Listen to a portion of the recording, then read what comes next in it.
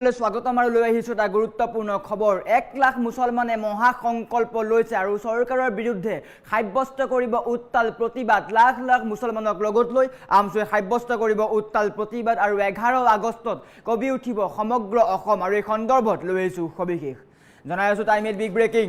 1 লাখ মুছলমানৰ মহাসংকল্প, লাখ লাখ মুছলমানে মহাসংকল্প লৈছে চৰকাৰৰ বিৰুদ্ধে সাব্যস্ত কৰিব উত্তাল প্ৰতিবাদ। মুছলমানে একগোট হৈ দেখুৱাব নিজৰ শক্তি, নিৰাপত্তাৰ কাৰণে দেখুৱাব নিজৰ শক্তি, সাব্যস্ত কৰিব তীব্ৰ প্ৰতিবাদ। 11 আগষ্টত উত্তাল প্ৰতিবাদেৰে কঁপিব সমগ্ৰ ৰাজ্য, উজনি নামনি সমগ্ৰ অসম কঁপাই তোলাৰ হুংকাৰ প্ৰদান কৰিছে। সকলো মুছলমানক একত্ৰিত হোৱাৰ আহ্বান, মুছলমানৰ নিৰাপত্তাৰ সেই যুঁজখনত সকলোকে একলগ হোৱাৰ আহ্বান জনাইছে। প্ৰতিগৰাকী উচ্ছেদিতই পাব লাগিব ভূমি, সকলো উচ্ছেদিতই ভূমি পাব লাগিব। উচ্ছেদিতই ভূমি নোপোৱাৰ পৰ্যন্ত চলি থাকিব এই আন্দোলন। এই আন্দোলন বন্ধ নহয়। 11 আগষ্টত বিলাসীপাৰাত লাখ লাখ মুছলমানে সাব্যস্ত কৰিব উত্তাল প্ৰতিবাদ। সকলো মুছলমান লোকক একত্ৰিত হোৱাৰ আহ্বান জনাইছে। মুছলমানক কৰা অন্যায়ৰ বিৰুদ্ধে ৰাজপথত নামিব শ শ সংখ্যালঘু আৰু আমাক ক্ষতিপূৰণ লাগিব, অন্যথা আমি প্ৰতিবাদ সাব্যস্ত কৰিম। আমাক ন্যায় লাগিব, আমাক ভূমিৰ পট্টা লাগিব। আৰু 9 তাৰিখে কোকৰাঝাৰত হ'ব বিশাল প্ৰতিবাদী কাৰ্যসূচী। আৰু তাৰ পিছতেই 11 আগষ্টত সাব্যস্ত হ'ব উত্তাল প্ৰতিবাদ। 1,40 লাখ মুছলমান নিজৰ শক্তি দেখুৱাবলৈ সাজু হৈছে আৰু উচ্ছেদৰ বিৰুদ্ধে ভয়ংকৰ আন্দোলন ঘোষণা আমছুৰ, জংগী আন্দোলন ঘোষণা কৰিছে আমছু। আৰু 11 আগষ্টত সমগ্ৰ ৰাজ্য উত্তাল কৰি তুলিব আমছুৱে, স্পষ্টকৈ হুংকাৰ প্ৰদান কৰিছে আমছুৱে।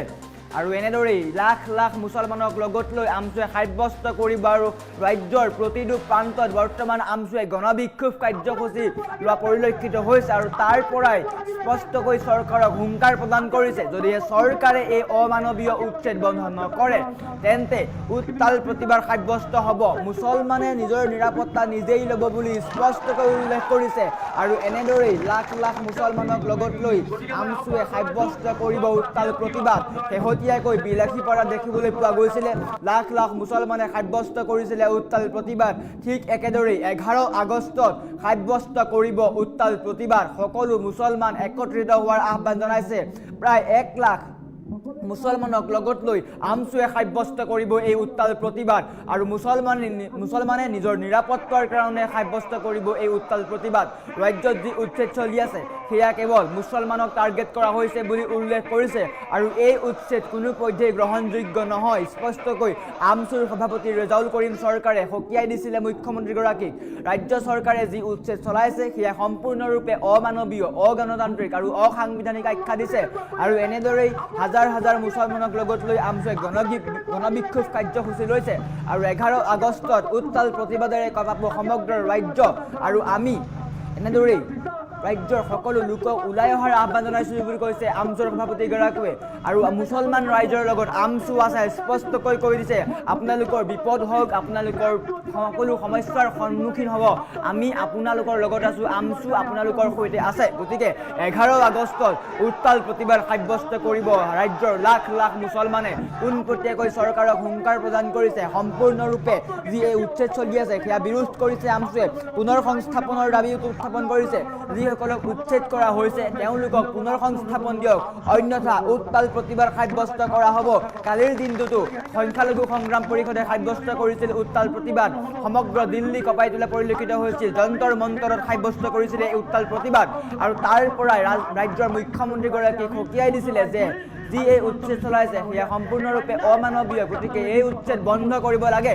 আৰু ৰাজ্যৰ মুখ্যমন্ত্ৰীগৰাকীয়ে খিলঞ্জীয়াক বন্দুকৰ লাইচেন্স প্ৰদানৰ ক্ষেত্ৰতো এই সন্দৰ্ভতো বিৰোধিতা কৰিছিলে মুছলমান সমাজে। কালিৰ দিনটোত আমছুৱে জুম্মা নামাজ আদায় কৰি চৰকাৰলৈ স্পষ্টকৈ কৈ দিছিলে যে আমি আপোনালোকৰ সৈতে নাই, আমি শিক্ষা ক্ষেত্ৰত গুৰুত্ব আৰোপ কৰোঁ। আপোনালোকে খিলঞ্জীয়াৰ হাতত অস্ত্ৰ তুলি দিছে, আমি কলম তুলি দিছোঁ। গতিকে অস্ত্ৰতকৈ কলম শক্তিশালী গতিকে মুছলমান ৰাইজে শিক্ষাৰ ক্ষেত্ৰত গুৰুত্ব দিয়ে আৰু ৰাজ্য চৰকাৰে যি এই অস্ত্ৰ প্ৰদানৰ পদক্ষেপ লৈছে সেয়া সম্পূৰ্ণৰূপে আইন বিৰোধী বুলি উল্লেখ কৰিছে আৰু মুছলমান ৰাইজৰ বাবেই এয়া বিপদজনক বা অসমৰ কাৰণে বিপদজনক ইয়াৰ ফলত অসম অস্থিৰ হৈ পৰিব বুলি উল্লেখ কৰিছিলে আৰু এনেদৰেই আমচুৰ সভাপতিগৰাকীয়ে পোনপটীয়াকৈ সকলোকে হুংকাৰ প্ৰদান কৰিছিলে যদিহে ৰাজ্য চৰকাৰে এইসকল লোকক বা উচ্চলিত লোকক ভূমি প্ৰদান নকৰে বা পুনৰ সংস্থাপনৰ ব্যৱস্থা নকৰে তেন্তে উত্তাল প্ৰতিবাদ সাব্যস্ত কৰা হ'ব আৰু 11 আগষ্টত কপাই তোলা হ'ব উজনি নামনি বৰাক উপত্যকা সকলো পোনপটীয়াকৈ চৰকাৰক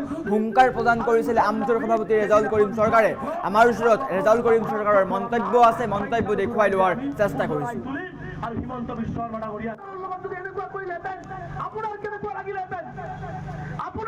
লাগিলেহেঁতেন আজি আমি কেৱল ধৰ্মত মুছলমান কাৰণেই আজি আমাক এই ধৰণৰ অত্যাচাৰ কৰা হৈছে কিন্তু ইয়াৰ পিছত প্ৰত্যেকটো মাতৃ প্ৰত্যেকটো বৃদ্ধাৰ চকুৰ পানীৰ বিচাৰ নেদেখাবলৈ কৰিব আৰু আপোনালোকক মই কথা দিছোঁ মোৰ ভতিজাসকলৰ যদি প্ৰাণটো দিব লাগে মোৰ যদি প্ৰাণটো দিব লাগে আপোনালোকৰ ন্যায়ৰ বাবে সেইটো দিবৰ কাৰণে সাজু আছো কেতিয়াও অকলশৰীয়া নাভাবিব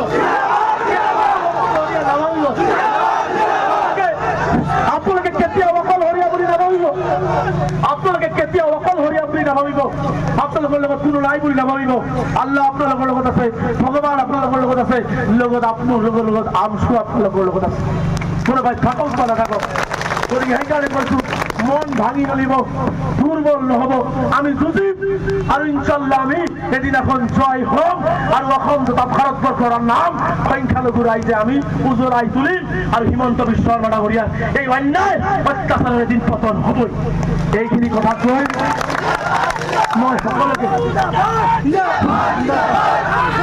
লগত যদি এনেকুৱা কৰিলেহেঁতেন আপোনাৰ কেনেকুৱা লাগিলেহেঁতেন আজি আমি কেৱল ধৰ্মত মুছলমান কাৰণেই আজি আমাক এই ধৰণৰ অত্যাচাৰ কৰা হৈছে কিন্তু ইয়াৰ পিছত প্ৰত্যেকটো মাতৃ প্ৰত্যেকটো বৃদ্ধাৰ চকুৰ পানীৰ বিচাৰ নেদেখাবলৈ কৰিব আৰু আপোনালোকক মই কথা দিছোঁ মোৰ ভতিজাসকলৰ যদি প্ৰাণটো দিব লাগে মোৰ যদি প্ৰাণটো দিব লাগে আপোনালোকৰ ন্যায়ৰ বাবে সেইটো দিবৰ কাৰণে সাজু আছো কেতিয়াও অকলশৰীয়া নাভাবিব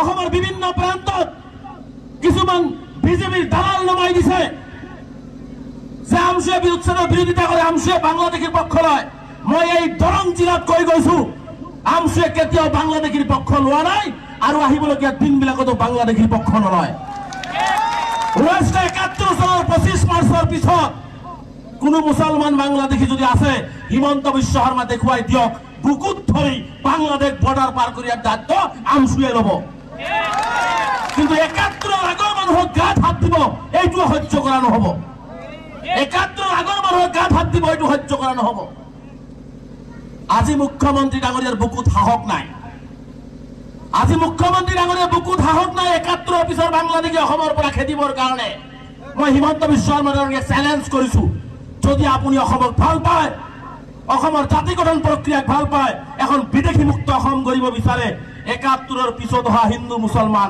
অসমৰ পৰা খেদি পঠিয়াই দি মুখ্যমন্ত্ৰীৰ সাহস দেখুৱাই দিয়ক এই দানৱীয় হিটলাৰী আৰু ধৰ্মীয় সংখ্যালঘু বিশেষকে মুছলমানসকলক হত্যা লগত যদি এনেকুৱা কৰিলেহেঁতেন আপোনাৰ কেনেকুৱা লাগিলেহেঁতেন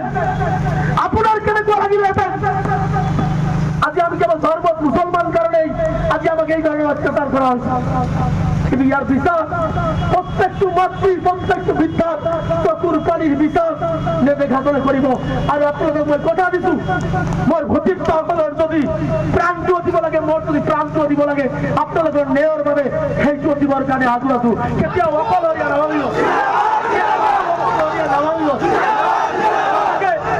আপোনালোকে কেতিয়াও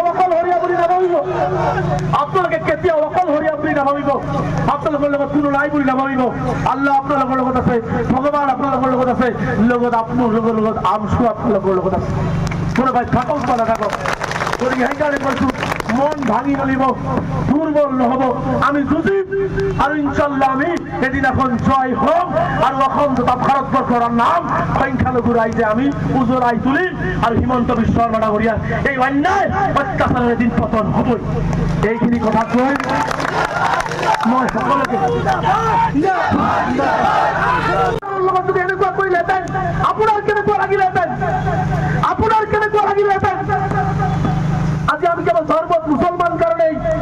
আমাকে এই ধরনের অত্যাচার করা হয়েছে, কিন্তু ইয়ার বিচার প্রত্যেকটি মাতৃ প্রত্যেকটি বিদ্যা চকুর পানির বিচার নেবে ঘাতলে করিব। আর আপনাদের মই কথা দিছো, মোর ঘটিত সকলের যদি প্রাণটো দিব লাগে, মোর যদি প্রাণটো দিব লাগে, আপনাদের নেওয়ার ভাবে সেইটো দিবৰ কাৰণে আজু আছো। কেতিয়াও অকল হৈ নাভাবিব, আপোনালোকে কেতিয়াও অকল হৰিয়া বুলি নাভাবিব, আপোনালোকে কেতিয়াও অকল হৰিয়া বুলি নাভাবিব, আপোনালোকৰ লগত কোনো নাই বুলি নাভাবিব। আল্লাহ আপোনালোকৰ লগত আছে, ভগৱান আপোনালোকৰ লগত আছে, লগত আপোনালোকৰ লগত আমচু আপোনালোকৰ লগত আছে। কোনোবাই থাকক বা নাথাকক, গতিকে সেইকাৰণে কৈছো মন ভাঙি নলিব, দুৰ্বল নহব, আমি যুঁজিম আৰু ইনশাল্লাহ আমি এদিনাখন জয় হম আৰু অসম তথা ভাৰতবৰ্ষৰ নাম সংখ্যালঘু ৰাইজে আমি উজলাই তুলিম আৰু হিমন্ত বিশ্ব শৰ্মা ডাঙৰীয়া এই অন্যায় অত্যাচাৰৰ এদিন পতন হবই। এইখিনি কথা কৈ মই সকলোকে লগত যদি এনেকুৱা কৰিলেহেঁতেন আপোনাৰ কেনেকুৱা লাগিলেহেঁতেন, আপোনাৰ কেনেকুৱা লাগিলেহেঁতেন। আজি আমি কেবল ধর্ম মুসলমান কারণেই আজি আমাকে এই ধরনের অত্যাচার করা হয়েছে, কিন্তু ইয়ার বিচার প্রত্যেকটি মাতৃ প্রত্যেকটি বিদ্যা চকুর পানির বিচার নেবে ঘাতলে করিব। আর আপনাদের মই কথা দিছো, মোর ঘটিত সকলের যদি প্রাণটো দিব লাগে, মোর যদি প্রাণটো দিব লাগে, আপনাদের নেওয়ার ভাবে সেইটো দিবৰ কাৰণে আজু আছো। কেতিয়াও অকল হৈ নাভাবিব, আপোনালোকে কেতিয়াও অকল হৰিয়া বুলি নাভাবিব, আপোনালোকে কেতিয়াও অকল হৰিয়া বুলি নাভাবিব, আপোনালোকৰ লগত কোনো নাই বুলি নাভাবিব। আল্লাহ আপোনালোকৰ লগত আছে, ভগৱান আপোনালোকৰ লগত আছে, লগত আপোনালোকৰ লগত আমচু আপোনালোকৰ লগত আছে। কোনোবাই থাকক বা নাথাকক, গতিকে সেইকাৰণে কৈছো মন ভাঙি নলিব, দুৰ্বল নহব, আমি যুঁজিম আৰু ইনশাল্লাহ আমি এদিনাখন জয় হম আৰু অসম তথা ভাৰতবৰ্ষৰ নাম সংখ্যালঘু ৰাইজে আমি উজলাই তুলিম আৰু হিমন্ত বিশ্ব শৰ্মা ডাঙৰীয়া এই অসমৰ বিভিন্ন প্ৰান্তত কিছুমান বিজেপিৰ দালাল নমাই দিছে যে আমচুৱে উচ্ছেদৰ বিৰোধিতা কৰে, আমচুৱে বাংলাদেশীৰ পক্ষ লয়। মই এই দৰং জিলাত কৈ গৈছো, আমচুৱে কেতিয়াও বাংলাদেশীৰ পক্ষ লোৱা নাই আৰু আহিবলগীয়া দিনবিলাকতো বাংলাদেশীৰ পক্ষ নলয়। 1971 চনৰ 25 মাৰ্চৰ পিছত কোনো মুছলমান বাংলাদেশী যদি আছে, হিমন্ত বিশ্ব শৰ্মা দেখুৱাই দিয়ক, বুকুত ধৰি বাংলাদেশ বৰ্ডাৰ পাৰ কৰি দায়িত্ব আমচুৱে ল'ব। কিন্তু 71 আগৰ মানুহক গাত হাত দিব, এইটো সহ্য কৰা নহব। 71 আগৰ মানুহক গাত হাত দিব, এইটো সহ্য কৰা নহব। আজি মুখ্যমন্ত্ৰী ডাঙৰীয়াৰ বুকুত সাহস নাই, আজি মুখ্যমন্ত্ৰী ডাঙৰীয়াৰ বুকুত সাহস নাই 71 পিছৰ বাংলাদেশী অসমৰ পৰা খেদিবৰ কাৰণে।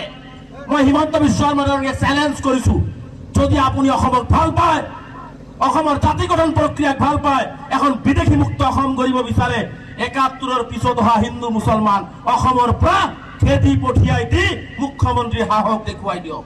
এই দানৱীয় হিটলাৰী আৰু ধৰ্মীয় সংখ্যালঘু বিশেষকৈ মুছলমানসকলক হত্যা, মুছলমানসকলক ঘৃণা, মুছলমানসকলক অন্যায়ভাৱে উচ্ছেদ কৰা চৰকাৰে বন্ধ কৰক। মই হিমন্ত বিশ্ব শৰ্মা ডাঙৰীয়াক পুনৰবাৰ কৈছো, আপোনাৰ যদি মুছলমানৰ প্ৰতি ইমান ঘৃণা, মুছলমানক মাৰিলেই যদি আপুনি ৰাজনৈতিকভাৱে সুৰক্ষিত হয়, বুকু পাতি দিছো। যদি আপোনাৰ ইমানেই ক্ষমতা লাগে, ইমানেই মাটি আপোনাক লাগে, যদি মুছলমানৰ প্ৰতি ইমানেই ঘৃণা, মুছলমানক মাৰিলেই যদি আপুনি স্বৰ্গ পায়, মুছলমানক মাৰিলেই যদি আপুনি দিল্লীত যায় প্ৰধানমন্ত্ৰী হ'ব পাৰে, কুকুৰ মেকুৰীৰ দৰে জীয়াই থকাতকে লাগিলে এদিন জীয়াই থাকিম, বাঘৰ দৰে জীয়াই থাকিম, আমাৰ অধিকাৰ লৈ জীয়াই থাকিম, আমাৰ নাগৰিকত্ব লৈ জীয়াই থাকিম, আমি সন্মানেৰে জীয়াই থাকিম, এইটো আমি বিচাৰিছো, এইটো আমি বিচাৰিছো। গতিকে মুখ্যমন্ত্ৰী ডাঙৰীয়াক পুনৰবাৰ বিনম্ৰতাৰে আহ্বান জনাইছো, মানুহ হৈ অমানুহৰ কাম আপোনাৰ চৰকাৰে নকৰিব। এটপাল চকুৰ পানীৰ হিচাপ কিন্তু আপোনালোকৰ গাত লাগিব আৰু সেই পানীয়ে আপোনালোকৰ গা কিন্তু দগ্ধ হৈ যাব। এই কথাখিনি মুখ্যমন্ত্ৰীয়ে জনা উচিত। মই পুনৰবাৰ মুখ্যমন্ত্ৰীক কৈছো, এই অমানৱীয় উচ্ছেদ বন্ধ কৰক, উচ্ছেদ কৰা মানুহখিনিক সংস্থাপন দিয়ক, ক্ষতিপূৰণ দিয়ক আৰু মানুহখিনিক মানুহ হিচাপে জীয়াই থকাৰ ব্যৱস্থা গ্ৰহণ কৰক। আপুনি ৰাজহুৱা কৰক, উৰিয়াম ঘাটৰ ৰেংমা বনাঞ্চলত কোন মানুহ, কিমান মানুহ, কোন জাতি জনগোষ্ঠী আছে তাক আগত ৰাজহুৱা কৰক, তাক আগত ৰাজহুৱা কৰক।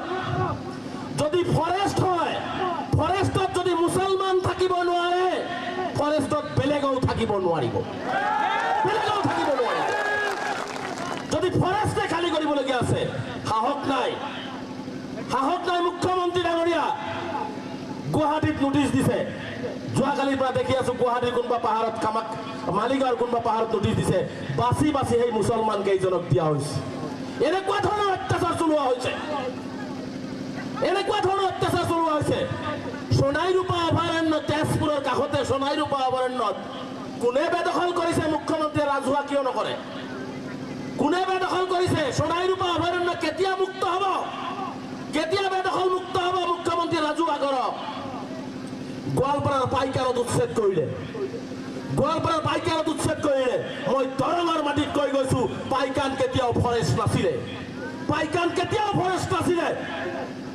পাইকানৰ কেবিনেট বৈঠক বহি টংকেশ্বৰ ৰাভাৰ নাম আপোনালোকে শুনিছে নহয় ৰাভা হাছান সাহিত্য পৰিষদৰ অধ্যক্ষ সেই টংকেশ্বৰ ৰাভাহঁতৰ দৰে ব্যক্তিয়ে হাজাৰ হাজাৰ বিঘা ফৰেষ্টৰ মাটি দখল কৰি ৰবৰ বাগান আৰু চাহ বাগান আৰু তামোল বাগান বনাইছে সেইবোৰ বচাবৰ কাৰণে মুছলমানক টাৰ্গেট কৰি ৰেভিনিউ ভিলেজক ফৰেষ্ট বনাই মুখ্যমন্ত্ৰীয়ে মুছলমানক উচ্ছেদ কৰিছে ইয়াৰো বিচাৰ হ'ব